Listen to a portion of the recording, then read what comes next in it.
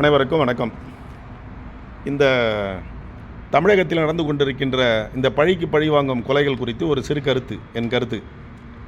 அதாவது, இவையெல்லாம் அரசியல் கொலைகள் அல்ல, மக்கள் நல திட்டங்களுக்கு எதிர்ப்பு தெரிவித்த கொலை அல்ல, அரசாங்க அதிகாரிகளால் பாதிக்கப்பட்டவர்கள் கொலை அல்ல.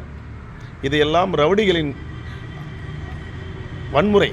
அதாவது எப்படி சொல்வது, ஒரு கொலையை செய்துவிட்டு பிறகு உயர் பதவியில் இருக்கக்கூடியவர்கள் தலைமறைவாக இருக்கும்போதோ அல்லது பதவியில் இருக்கும்போதோ பாதுகாப்பு இருப்பதாக கருதுகிறார்கள் என்பதற்கு உதாரணம் இது. எனவே இந்த கொலை எப்படி நடந்தது, எதற்காக நடந்தது என்று தக்க தெளிவாக தமிழக அரசு உடனடியாக காவல்துறை மூலம் கண்டறிந்து வெளிப்படுத்தி விட்டார்கள். இதுதான் உண்மை. ஆனால் இது இந்தியா லெவலிலே அரசியலாக்கி பண்ணி கொண்டிருக்கிறார்கள், தமிழகத்தில் சட்டம் ஒழுங்கு சரியில்லை என்று.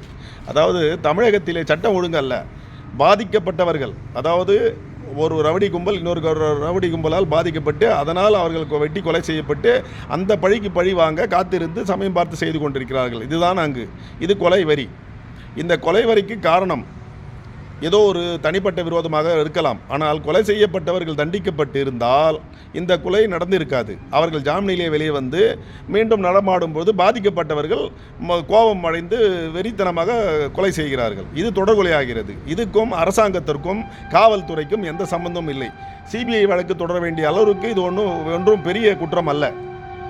கொலை குற்றம் என்பது, உயிர் என்பது அனைவருக்கும் ஒன்றுதான். ஏன்னா இவர்கள் கொலை செய்யும் பொழுது அந்த குடும்பமும் அப்படித்தானே பாதித்திருக்கும். எனவே மதிப்புக்குரிய மாயாவதி அவர்களுக்கு சொன்னதை போல சட்டம் ஒழுங்கு சரியாக தான் இருக்கிறது தமிழகத்திலே, அதற்கொன்றுமில்லை.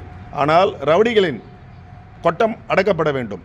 அதற்கு காரணம் நீதிமன்றங்களிலே காவல்துறையினர் கைதிகளை கொலைகளை குற்றவாளிகளை இப்போது கூட 8 பேரை 9 பேரை கைது செய்திருக்கிறார்கள். அவர்கள் நீதிமன்றத்தில் ஆஜர்படுத்தும் போது 3 மாதமோ 4 மாதமோ அல்லது 2 மாதங்களோ கழித்து ஜாமீனிலே வெளியே வருவார்கள். நேரடியாக அவர்களுக்கு தண்டனை கிடையாது. அது இந்திய அரசியல் சட்டம்.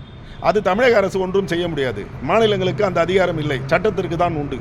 எனவே பொதுமக்களாகிய நாம் தான் எந்த ஒழுக்கத்துடனும் எப்படி இருக்க வேண்டுமோ அப்படி இருக்க வேண்டும். அதேமாதிரி கட்சித் தலைவர்கள் ஒன்று கூடுவோம் எடப்பாடியார் கூறிக்கொண்டிருக்கிறார்களே, மக்களே நீங்கள் ஒன்று சேருங்கள், மக்களே ஒன்று சேருங்கள், போராட்டம் நடத்துங்கள் என்று. பொதுமக்களாகிய நாம் அனைவருக்கும் சொல்வது, இந்த கட்சித் தலைவர்களின் பெயரை வைத்துக்கொண்டு பொது வழியிலே ஆர்ப்பாட்டம் போராட்டம் இப்படி நடத்தினால் பாதிக்கப்படுவது நமது குடும்பம்தான். எனவே யாரும் இந்த போராட்டம் இப்படிப்பட்ட அரசியல்வாதிகளுக்கு தொலை போகாதீர்கள், அடியாட்களாக வேலை செய்யாதீர்கள். உங்கள் குடும்பத்தை நீங்கள் பாருங்கள், உங்கள் நலனை நீங்கள் பாருங்கள், உங்கள் பிள்ளைகளின் நலனை நீங்கள் பாருங்கள். அப்பொழுது நாடும் நலமாக இருக்கும், நீங்களும் நலமாக இருப்பீர்கள் என்பது எனது கருத்து.